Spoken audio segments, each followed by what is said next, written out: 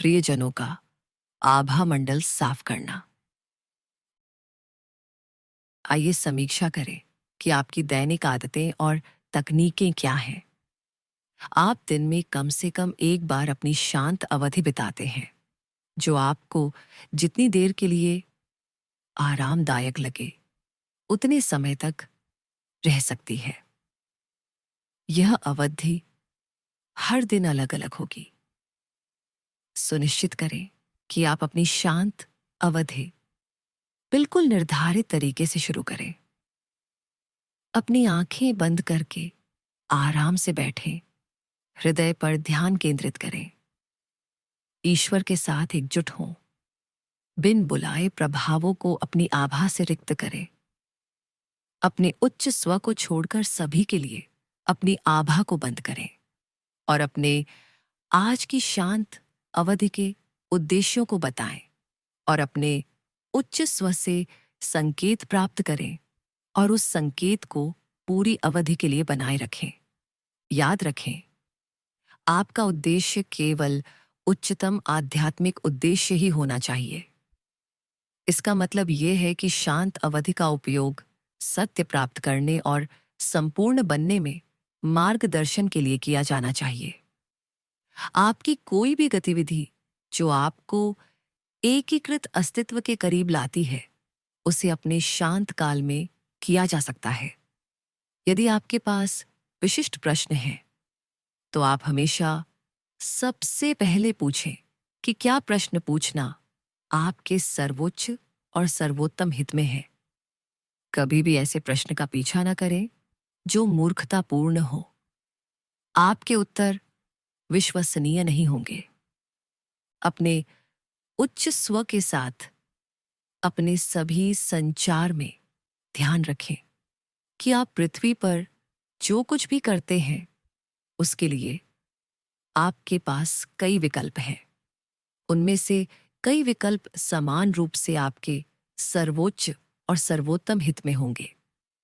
तो सिर्फ इसलिए कि आपको यह उत्तर मिलता है कि कुछ करना बुद्धिमानी है, इससे अन्य कार्यों पर रोक नहीं लग जाती है। यह न तो किसी अन्य विपरीत प्रतीत होने वाले कार्य को रोकता है और न ही इससे रोकता है कि कार्य न करना बुद्धिमानी हो सकता है। आपको अपने उच्च स्व के साथ सभी विकल्पों की जांच करनी चाहिए और यदि आपके पास पूरी तरह से बुद्धिमानी पूर्ण कई विकल्प हों, तो आश्चर्यचकित न हो। आपको स्वतंत्र इच्छा, संकल्प शक्ति का अधिकार है। आपको इसका उपयोग अवश्य करना चाहिए। इन तकनीकों का उपयोग करके अन्य सभी निर्णयों को छोड़ने की अनुमति आपको नहीं दी जाएगी, अपितु आपको केवल ऐसे कार्य के लिए निर्देशित किया जाएगा जो आपको एकीकृत अस्तित्व के एक कदम और करीब ले जाएगा। यही इस संचार का एकमात्र लक्ष्य है। निस्संदेह रूप से यह लक्ष्य आपके जीवन के सभी लक्ष्यों को अपने साथ लाता है। समृद्धि, खुशी, सुख, बुद्धि, सफलता, मन की शांति, ऊर्जा और ईश्वर के अन्य सभी गुण, यही इसका लक्ष्य है। इस लक्ष्य के रास्ते में आपको सीखने के लिए बहुत सी चीजें हैं। अपने विचारों को सुधारने की आवश्यकता है और अक्सर इसका मतलब होगा कि आपको कुछ ऐसा अनुभव करने की आवश्यकता है जो आपकी सोच को हिला देगा। हिलाए जाने के वे अनुभव अनमोल हैं।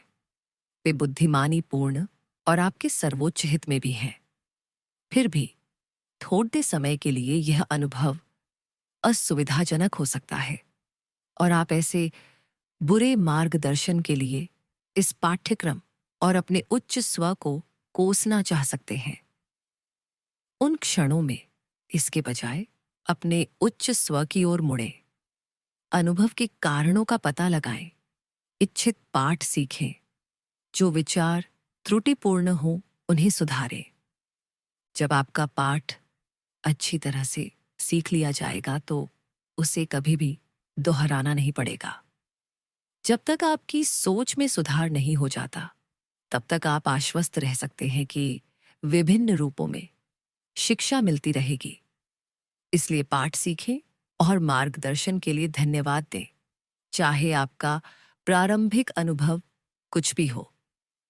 अपने शांत समय के दौरान आप बैल के सींग पकड़ने जैसा दुस्साहस कर सकते हैं और उन विचारों के बारे में पूछ सकते हैं जिन्हें आपको सही करने की आवश्यकता है। आपने यह पहले ही शुरू कर दिया है, बस इसे जारी रखें और फिर विचारों को सही करने के लिए सूत्र बनाएं। सूत्र बनाना अब आपकी आदत ही नहीं, एक दैनिक दिनचर्या भी बन चुकी है। आपकी अधूरी इच्छाएं, जो आपके उच्च स्व द्वारा पुष्टि की गई सच्ची इच्छाएं हैं, उन विचारों के सुराग हैं जिन्हें सुधारने की आवश्यकता है। अपनी सच्ची इच्छा के लिए सृजन के सूत्र का पाठ करके आप अपने अनुभव में शीघ्र परिवर्तन ला सकते हैं। बस याद रखें कि आप सृजन के सूत्र का उपयोग करें और फिर कार्य करें। कार्यवाही करना महत्वपूर्ण है। आप सिर्फ सूत्र को अपनाकर बिस्तर पर नहीं पड़े रह सकते। आपको कार्यवाही करनी होगी। आपके कर्मों से ही आपकी अभिव्यक्ति होती है। यदि आपकी प्रतिवर्ष 1 लाख रुपए या अधिक के सही रोजगार की सच्ची इच्छा है, तो सृजन का सूत्र पढ़ें और फिर नौकरी की तलाश करें। समाचार पत्र में, इंटरनेट पर खोजें, अपना बायोडाटा भेजें, लोगों से पूछताछ करें, रोजगार एजेंसियों के पास जाएं, श्रम करें, श्रम करें और श्रम करें। प्रकृति की सभी शक्तियां आपके कार्यों के पीछे हैं और सही काम अवश्य मिलेगा। लेकिन आपको खुद को सही समय पर, सही जगह पर पहुंचाना होगा। अपनी नई तकनीकों से संतुष्ट हो जाना बहुत आसान है। ऐसा न होने दें। ये तकनीकें गतिशील सक्रियता लाने के लिए हैं, आलस्य नहीं। आपके दैनिक सृजन के सूत्र आपकी इच्छानुसार किसी भी चीज के लिए हो सकते हैं।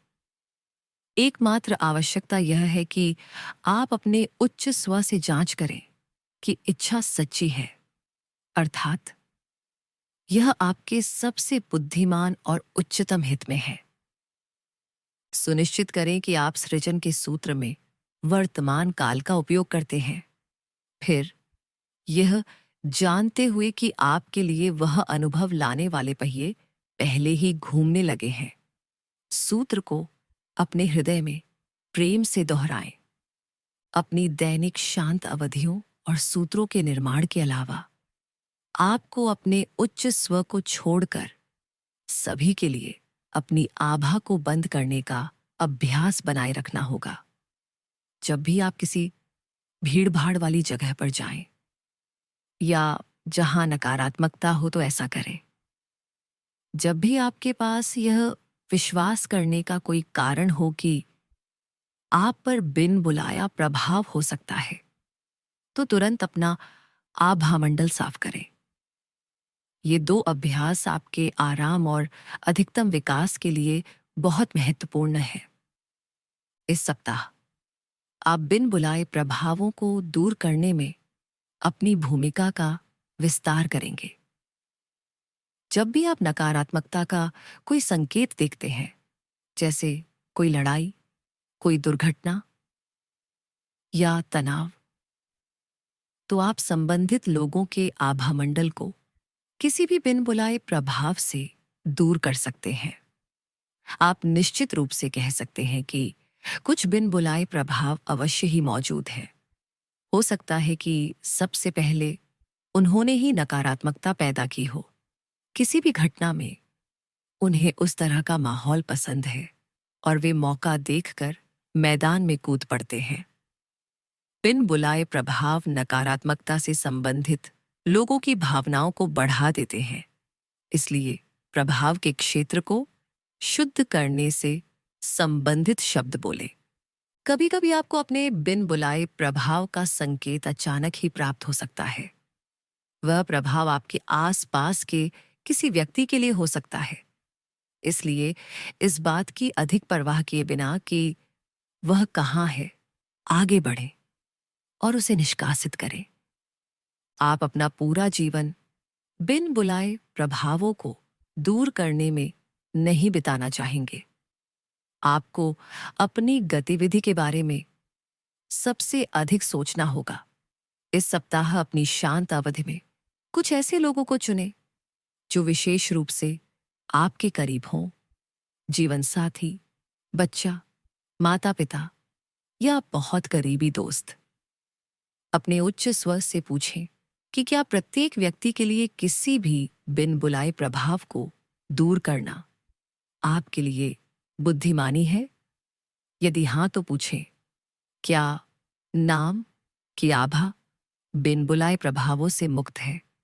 यदि नहीं, तो उसे साफ करें।